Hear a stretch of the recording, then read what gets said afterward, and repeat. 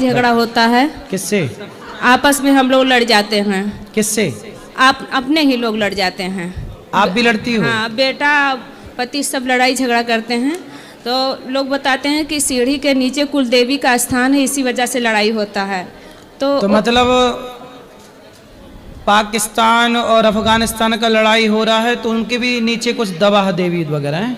नहीं सर, ये कह रहे हैं अभी कि एक देश का दूसरे देश से युद्ध हुआ, रसिया का यूक्रेन से युद्ध हो रहा है, तो रसिया के भी सीढ़ी में कुछ दवा है क्या? मतलब जहां लड़ाई होती है वहां ये सब है। अरे अज्ञान बस लड़ाई हो रही है, काहे लड़ रही हो? देखो लड़ाई की बात आई तो हमने हेलमेट लगा रखा है।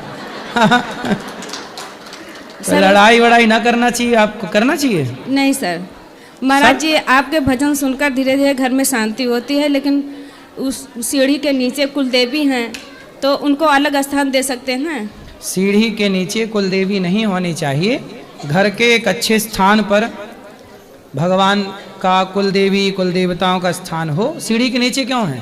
पुरखा लोग सीढ़ी के नीचे कह गए हैं सर, तो अब हम तो आप निकाल के अच्छी जगह रखो, बगल अलमारी में कर सकते हैं। हाँ, ठीक है। सीढ़ी के नीचे क्यों रहा? पहले तो ये प्रश्न है कि सीढ़ी के नीचे वो आए कैसे कुल देवता? हमारे ससुर और सास ये लोग कर गए थे उनको सीढ़ी के नीचे। सीढ़ी के नीचे उसी पे चढ़ा जाता है, उसी के नीचे कर गए। तो सास ससुर क्यों?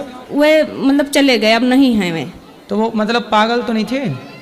मतलब उन्होंने सासो ससुर आपस में लड़ते थे। उन्होंने लोग मतलब कला घर में बहुत पुराना है, घर में कला हुआ करता था। भाई कुल देवताओं को सीढ़ी के नीचे कौन दबाता है, ये हम पूछ रहे हैं आपसे।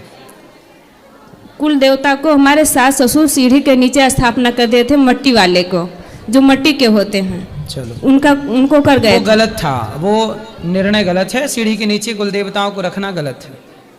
तो अब हम सोच रहे हैं कि बगल अलमारी में निकाल के ऊपर रख लो, अलमारी में बगल में कर सकते हैं। बस ऊपर। गुरुजी आपका भजन सुनकर हमारे घर में शांति होता है। हमारा बेटा बिगड़ गया था, आपका भजन सुनकर वो सुधर गया है।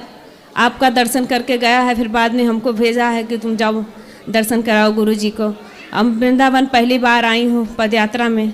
खुश रहिए। आप आशीर्वाद दे दीजिए कि पूरे परिवार सहित पदयात्रा में हम आया करें।